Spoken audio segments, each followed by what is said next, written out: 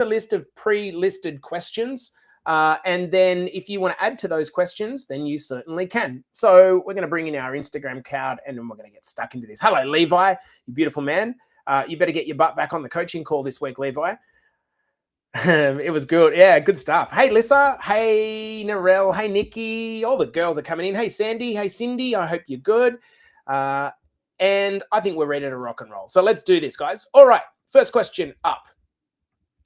I'm going to pop these into the comments field and then display them on the live feed.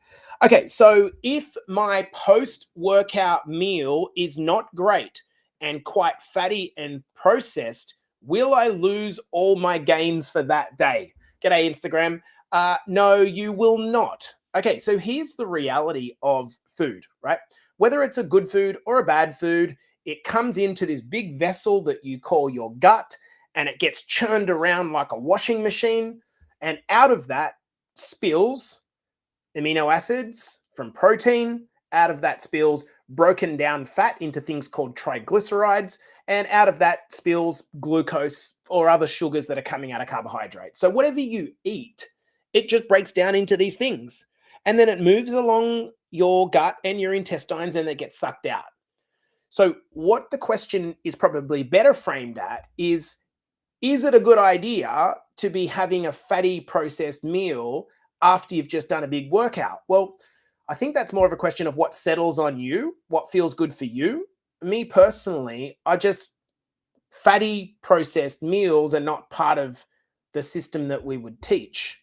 Unless it was like a Saturday bender that you guys were having. Maybe that's a chance to go and do a workout, and I've done that a few times, right? But apart from that, like 90% of what you eat should really be unprocessed, not too fatty foods. And I can't really think of too much a suggestion. Now, will you lose all your gains for that day? No, you will not lose all your gains for that day. The reason is because at the end of the day, even amongst all the excess calories, you're still getting perhaps some protein. You're still getting some carbohydrates out of that, still some healthy fats out of that. You're not going to lose all your gains. Listen, we've got to stop thinking so short term, guys. Just because you have a day on the piss, that doesn't mean that everything goes to shit. What I think is really, really interesting is people will throw the baby out with the bathwater because they had a bad day of nutrition. They went on a little bit of a binge, but they don't think about going an entire year sleeping 5 hours a day. 5 hours a night of sleep or 6 hours a night of sleep or shitty quality sleep is as damaging, probably if not more, than shitty nutrition. But no one gives a thought to that process, right? So we've got to look at things in the context of what's actually important. Having an occasional blowout is not an issue. Okay, next question. And remember, guys, you can ask any questions live and I will answer those questions. Is the Smith machine just as good as barbells? Look, I don't really know if we need to say which one's better or which one's worse, and instead talk about what the benefit is of the Smith machine compared to a barbell, for example. Okay. The major thing that the Smith machine does is takes away for your need to have to stabilize the movement. So let's take an example like a Smith machine squat. In this instance, you don't have to worry about falling over with a bar on your back. That's a pretty big deal, right? So if, as a consequence, you decide to use a Smith machine, either because your gym doesn't have barbells, you don't feel confident, you're a little bit more intermediate, maybe you're an advanced lifter, but you want to try to isolate your quads a little bit more, there is a benefit of the Smith machine. So Smith machine squats, I used to think that they were crap. But actually, if you know what you're doing in a Smith machine and you know how to put yourself into a good position, I think Smith machine squats and particularly Smith machine incline press. My boy Nick Duggan's just joined the feed live on my profile. Nick, as an example, you might have a really shitty hotel gym where you are, but if you've got a good Smith machine in that one hotel gym and that's the only thing that's actually there, you can get a really, really good workout on just a Smith machine. So no, I don't think we need to choose them over or instead of barbells. I think they can be good if you know how to use them and if you put them as part of a good program. Charles Tebow, does some cardio build muscle like spinning on high resistance or walking on high incline? That's a good question. I would not say that it builds muscle. I would say that it might help muscular endurance. Okay. I would say that it might actually possibly lead to some minor strength gains. But really, if you want to build muscle or get stronger, you need to be taking breaks in between repetitions. If you're just doing an endurance style of training, like a stepper, for example, obviously you're going to feel some stuff in your muscles, but a lot of that's just going to be lactic buildup that's happening in your quads. This said, if you have a look at a lot of cyclists and you have a look at a lot of sprinters, they've got big quads as an example. So the question would be, have they got big quads from cycling or sprinting, or does their training program make them build quads and then that helps them become a better sprinter or bicyclist? So for the most part, I would not be trying to do cardio type activities to build muscle, because if you're thinking to yourself, I'm going to do stepper instead of actually doing squats, that's not a good trade. That's not a good trade at all. Unless you're trying to do cardio for the cardiovascular benefits. One thing that I think really helps, and I'm starting to really believe this is important, particularly for menopausal and postmenopausal women, if you have access or you buy yourself a weighted vest, okay? This is a very good investment, a weighted vest. So what's a weighted vest? Well, simply a vest that you put on that has an amount of weight in it, maybe 5, 10, 15 pounds. When you're adding that weight on while you're doing a cardio basic activity like walking, for example, it actually adds to the resistance. This will not only help to strengthen your bones, but it will actually help you to burn more calories because it's harder. Does this make sense? So I would think, rather than doing a bunch of stepping, for example, I would try to add a weight vest. And I think that would be a very, very good addition. Now, guys, if you've just joined, you can ask any questions live and I will answer those questions as best that I can. What do we got here? Vicky says, help, I'm really constipated. How do I keep things moving? So Vicky, Carly asked me to do a video on this. So I might actually just hold back on doing that because I actually was asked this on a kickoff call as well today. Here's the thing. When you increase your protein and your fiber, what will tend to happen is you will get some blocks, right? Why is that actually happening? It's kind of like a double-edged sword. You want your digestion to slow down a little bit because then you're going to feel fuller for longer. But if it does get blocked, then that becomes really kind of uncomfortable, right? And you don't want to be blocked up. You want that to be passing through. So one of the reasons that higher fiber and higher protein actually can help weight management, very much so, is because it slows down your digestion. But then the downside to that is if it slows it down too much and it blocks it up, then you get constipation. So it's actually a fine line. I think a better way to handle this, Vicky, if it's okay with you, I'd like to pause that question and possibly do a training on it. And the reason is that it's a little bit intricate in terms of the difference between soluble fiber and insoluble fiber. So it's a little bit more complicated than answering it just on this. Saint Pierre says, thoughts on a detox? Good question. Unfortunately, I just don't think it's a thing, my man. Saint Pierre, it's not a thing. Your kidneys do a very, very good job. Your liver does a very, very good job of detoxing. Okay. It's not something that you really need to do externally, unless you're taking away from the bro science part of it and you're thinking to yourself, well, instead, like, should I just do a detox from alcohol? As in, I'm just not going to drink alcohol for a period of time. That's probably a really good idea. But whether you need to actually put your body through a detox is, your liver and your kidneys do a pretty good job. Their job is to filter the crap and make sure that you're healthy. Okay. So I don't really think if you do something like what are they called? Like tea detox and all this bullshit, it doesn't really do anything. Basically, a detox that looks like this, stop eating the packaged shit, stop drinking alcohol, that's a good detox. But it doesn't involve you taking a certain thing. Lace says, I play netball 3 times a week, currently working on weight loss. What is a good workout or exercise I could be implementing on the days in between?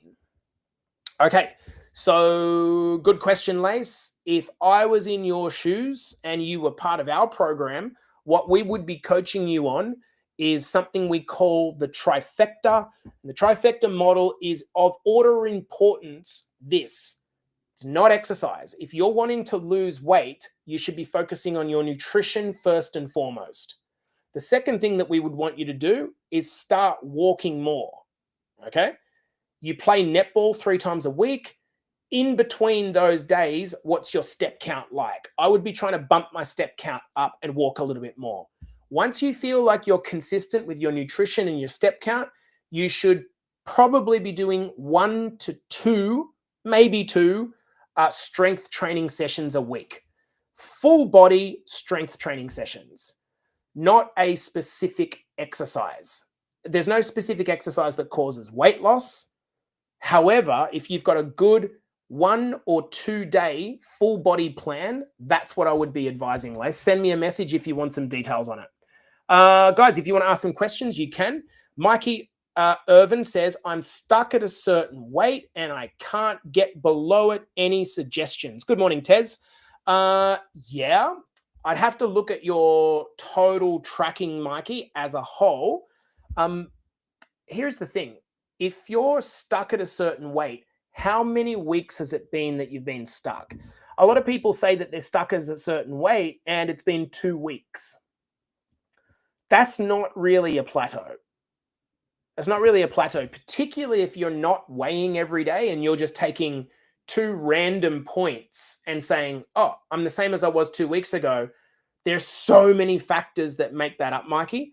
The second question, the thing that I'll dig deeper in is saying, okay, where is your waist circumference? Is that also in plateau at the moment?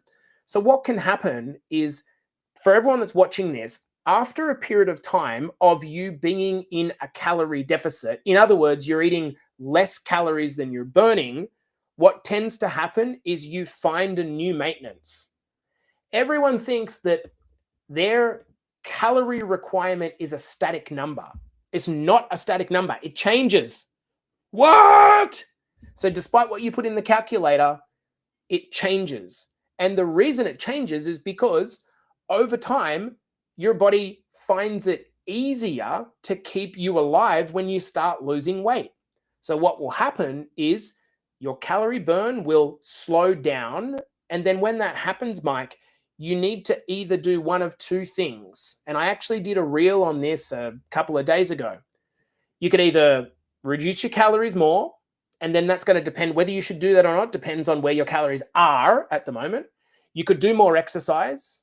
You could do a combination of both, less calories, more exercise. Or you could say to yourself, Mike, I'm already doing 10,000 steps a day and I'm eating 1,800 calories and I don't want to eat any less than that because my life would suck. So what I need to do is what's called a reverse diet. A reverse diet is when you slowly increase your calories for a period of time with no expectation, Mike, of losing weight. No expectation of losing weight.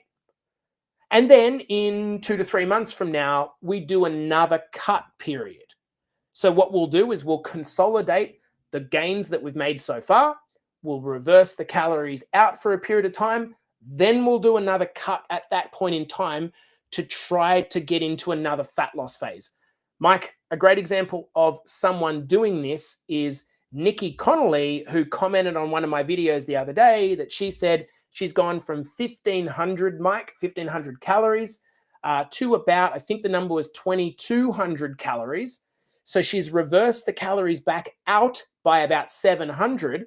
Now, Mike, at any point in time, she has the ability to cut from 2,200 instead of cutting from 1,500. Do you see why a reverse diet can be necessary? Mike, I would love for you to get on one of the coaching calls this week so I can go through your individual circumstance, mate. That would be really, really good. Okay, Sandy says, I'm seeing a lot of fitness pages about the amount of protein one should be aiming for to lose weight. With BBA, we're sitting at around 140 to 160 grams of protein.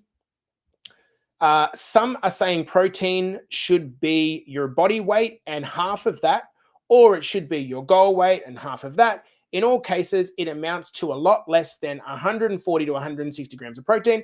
And I'm starting to think, am I eating too much protein, even though I'm currently losing weight in centimeters? Good question, Sandy. That was a long question, but a really, really good question. Summarize it as this. Is 150 grams too much for a woman? So let's break it down, Sandy, the answer into too much for what? Okay. If you are sacrificing, if you are missing some carbs or some fat in your diet, then I would say goal one is to get over 100 grams of protein. Sandy, you're losing weight and you're losing centimeters for one reason.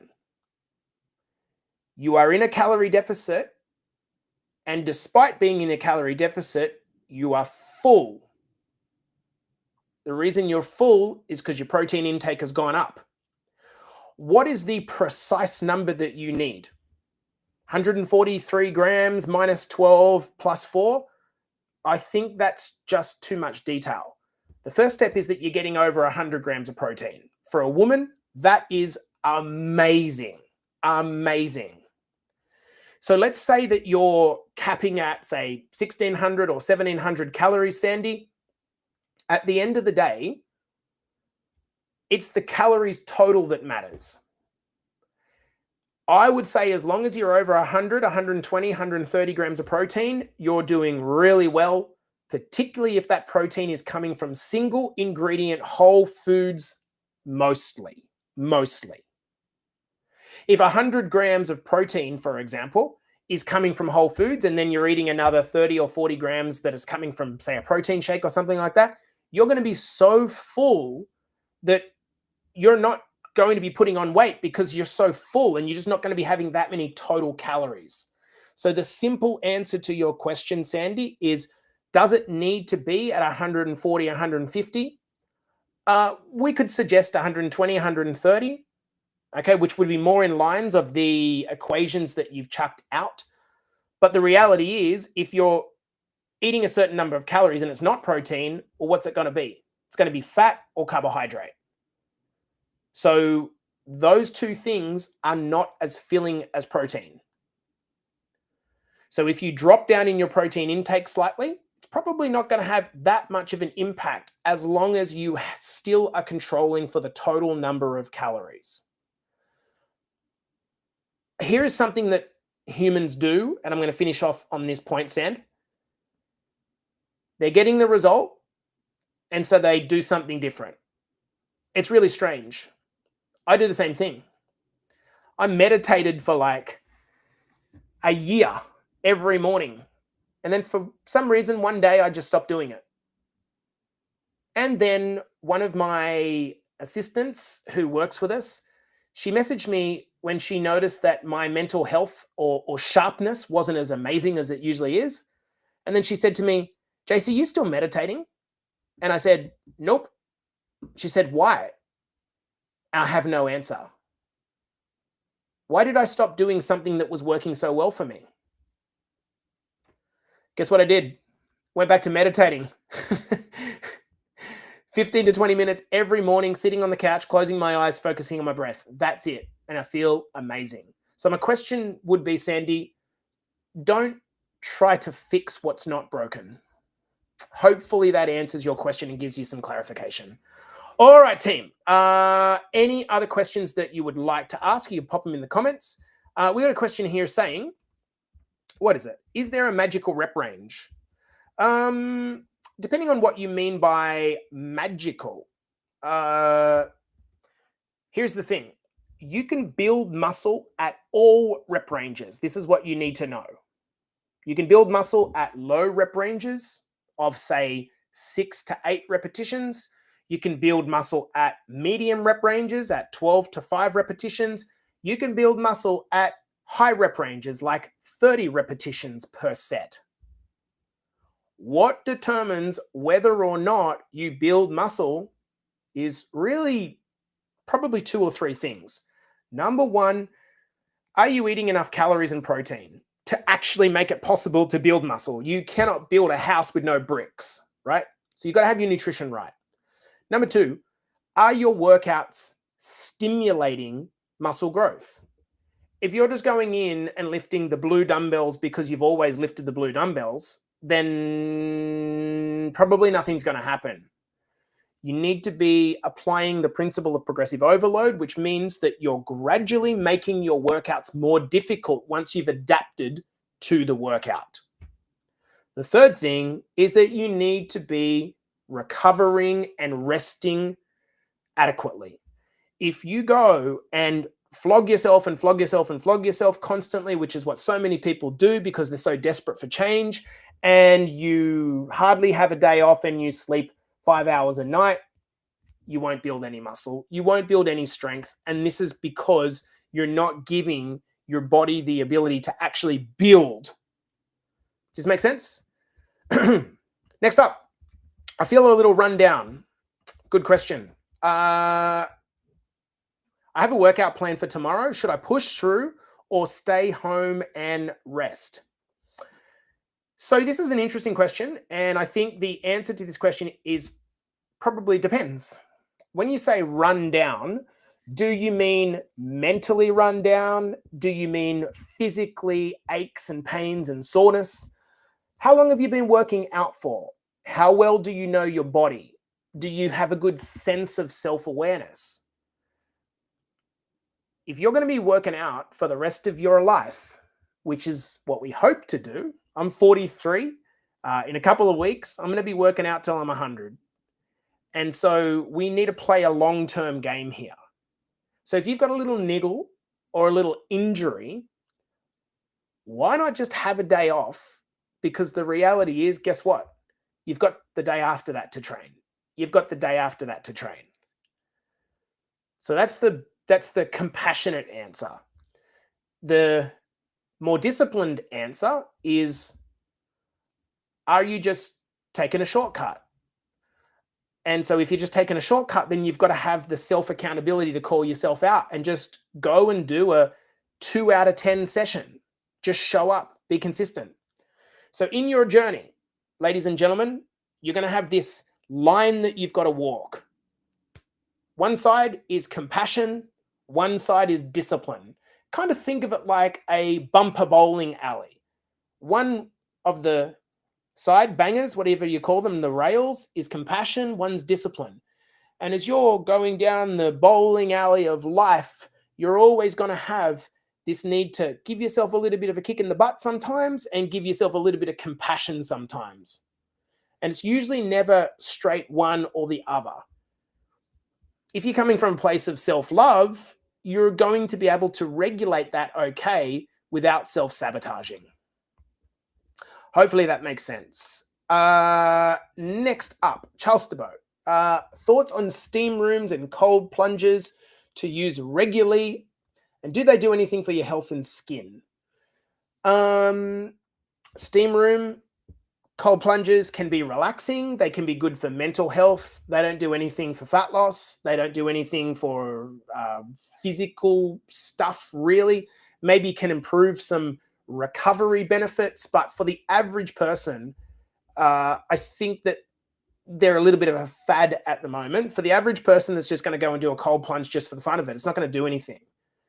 What it will do is help you to face your fear, become emotionally very present.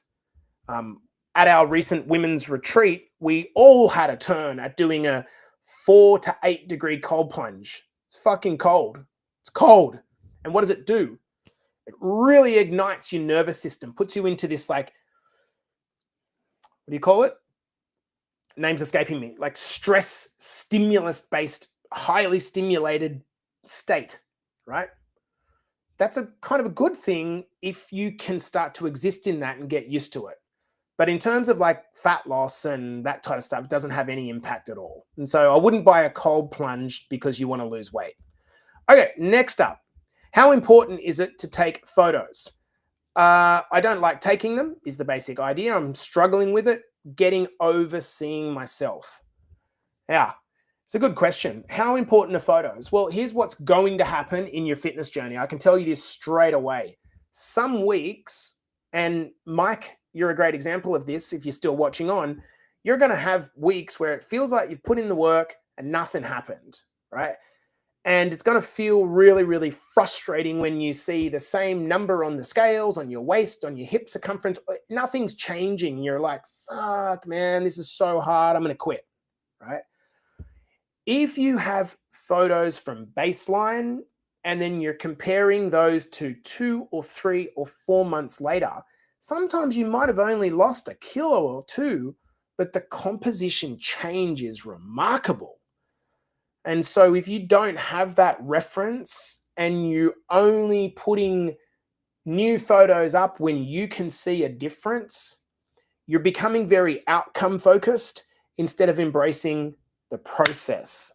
The process is be consistent, not intense. And if you're consistent, the gains will come your way. Okay. Keep the questions coming, guys, if you are on Instagram or live watching on, and I'm happy to answer anything and everything. I am away on holidays, and I've been doing so well with tracking. What are some things I can take with me in my suitcase that will keep me on track? Good question. For me, what do? I take pre-packaged snacks. I'm going to tell you what I do. And it's not really because these things are magic. It's because when I go to places like Bali or Europe, a lot of the times in Europe, it's just really hard to get protein. So I would take pre-packaged snacks like beef jerky, protein bars, whey protein isolate powder. And I take them because if I don't have them, I know that I'm going to snack on garbage. This is the whole premise, ladies and gentlemen, behind healthy eating. If you have something there, that's okay, you'll probably do it, right? But what most of us do is go to the cupboard, open it up. We don't have anything that's in alignment with what we should be eating from a healthy weight management perspective. And so we end up just eating what's in the cupboard, right? Because we're not prepared. So for me, it's about taking high protein snacks, and then you don't take these away with you, but man, fruit has got a bad rap. If you're just eating 2 or 3 pieces of fruit a day while you're on holidays, it's going to give you fiber. And to me, that's what you should be focusing on. Single ingredient whole foods, my friends. What do we got? Mary saying photos are a reality check. Yep, they are, Mez. Totally agree. And Carmen says, don't compare to the week. Look at the whole picture. I love that, Carmen. That's a really good, and you are a fantastic case of this. Carmen, if you're just looking at your weight in a snapshot, right? Why do we do that? Like, think about the comparison of that in the real world. Let's talk about, for example, our marriage, right? That's a weird one, isn't it? How's your marriage doing? You look at the last week of your marriage, you might have had the hardest week of your marriage in this entire history. But on the whole, you might have had a 20-year marriage that's been amazing. But if you focus on the last week, it's not really an accurate snapshot, isn't it? Fuck, I come up with some good analogies sometimes. Hopefully that helps. Hey, Bear Bell says, can we get rid of cellulite? So I'm not an expert in cellulite, but I do know a little bit about it. And certainly what's going to help the tone of the skin is going to be an improvement in your muscle mass and a reduction in your body fat. But there are some people that have low levels of percentage body fat that still have cellulite. There are some people that have higher levels of body fat and no cellulite. So there is a genetic and an individual component to cellulite. What I'm always going to say to people is when particularly women say, I want to have better tone, what that means is you actually want to have more muscle and less fat. And that's a good goal to have. As a generalized goal, that's a good goal to have. Make sense? Keep banging the questions in the comments, guys. Otherwise, we'll stick to our process and clear it off. Next up, I'm getting really stressed at work. I need to start trying to help this. What are some kind of things I can do that's not meditation? Love it. Okay. All right. So I love thinking in frameworks because it really helps me. So I'll give you a framework. The framework is this. When it comes to dealing with stress, there's two parts to it. One is the stressor, the thing that's causing the stress. Yeah, the catalyst, the thing that's causing the stress, the trigger. The other thing that there is the response, what you do as a consequence of the thing, right? So we have a thing that happens and then there's a thing that you do. So what I would always go to is, what can I do about the thing? What can I do about the thing? Is there any way I can remove the thing? Now, an example of this is if you've got a really toxic workplace, like, is that going to get any better? Maybe not. And maybe you need to quit. Or maybe that's not an option. Another example is a marriage. We've just talked about marriage. If you've got a really toxic partner, is that ever going to change? But is it an option to quit? That's a hard discussion. Let's say you're really stressed about your car, but you have the ability to buy a new car, as an example. Well, that's an easy thing to fix. So always go to the stressor first. So think of the most stressful things in your life. Are you just tolerating something that you could actually just eliminate? If you can eliminate the thing, then you don't need to deal with the stress response. You don't need to change how you respond to it. You just deal with the thing. In many cases, you can't deal with the thing. So you have to deal with how you respond to the thing. Does that make sense, Tim? So what can you do as a consequence of how you respond to the thing? Stop trying to control things that you can't control. Understand that people will be people, and trying to understand human behavior is in itself impossible. Focus on the things that you can control. So what can you control? Stop comparing, stop worrying about other people, stop fearing judgment, start focusing on yourself. Sounds like a simple answer, hard to do. We've got two more questions. I've been drinking 3 liters of water a day. Should I be adding electrolytes? Should versus could. Do you need to add electrolytes? No, you do not. For most people, they're just not necessary. Having said that, I do. And the reason I do it is because they make my water taste better for a very, very small amount of calories. So for me, I am pretty bad at drinking water. So I add some electrolytes and that makes it more tasty, and therefore I drink it. And the calorie cost is like 10 to 15 calories per sachet or scoop. For me, I'm happy to spend, like a financial budget, 15 calories on making my water taste better, so I do it. So for you, should you do it? Up to you. You could dress it up some other way, or if you're already good at drinking water, do you need electrolytes? Probably not. Okay, final question, guys, unless you are wanting to do it, wanting to ask something. All right, here we go. How important is sleep? I need a sleep routine. I'm starting to realize just how important it is. I need a routine. The most important part, and we've been talking a lot about this, the most important part about getting better sleep is you've actually got to care. This is the most important part. I think a lot of us, myself included, and I'll put my hand up, especially as men or as you guys, ambitious men and women, you want a better life and you think to yourself, I'll fucking sleep when I'm dead. And I get it, totally. I was explaining to OJ, one of our clients the other day, sleep debt works like credit card debt. You know, like when you build up money on the credit card and you just kind of put it on the credit card, you don't think about it, and you get to the end of the month, you're like, oh, fuck, I'm going to pay that off. And you look at it and you're like, shit. You can't just say shit and then it disappears. That's exactly like sleep debt. Now, not everyone needs the same amount of sleep.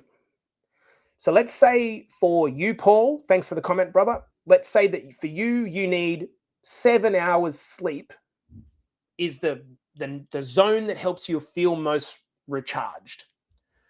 So over the course of the week, you constantly get 6 hours. Each night, you're creating 1 hour of sleep debt. So let's say you go Monday to Friday with 6 hours, 1 hour per night sleep debt. Over 5 days, you've created 5 hours of sleep debt. Does anyone get to the weekend and just go boom and just hit the wall? That's the reason why. For me, a lot of the time, my sleep debt gets repaid when I go on a holiday. I spend the first 3 days of the holiday sleeping because I'm so fucking tired. So this is really, really important. If you've got a weight gain problem, or you're struggling to build muscle or any form of tone, the first thing that we need to get right is our sleep. It is the actual most important thing, because everything that we do is dependent on getting good sleep. Our hormones, our behavior, our mindset, our willpower. So the very top level of the pyramid, I would say, is getting your sleep right. After that probably comes our nutrition, our steps, our workouts, and then everything else. Make sense? I don't want to complicate this any more than saying the most important thing is that you prioritize it. Okay, team, I'm going to love you and leave you. The stress question hits home this morning. Yeah, I feel it, Tam. Got you, girl. Guys, I'm going to love you and leave you. Hopefully that was helpful for another day. If you need any questions asked, just feel free to bang them through to me and I will do my best to answer them. Peace out. Love you guys. Appreciate you guys. We'll chat soon.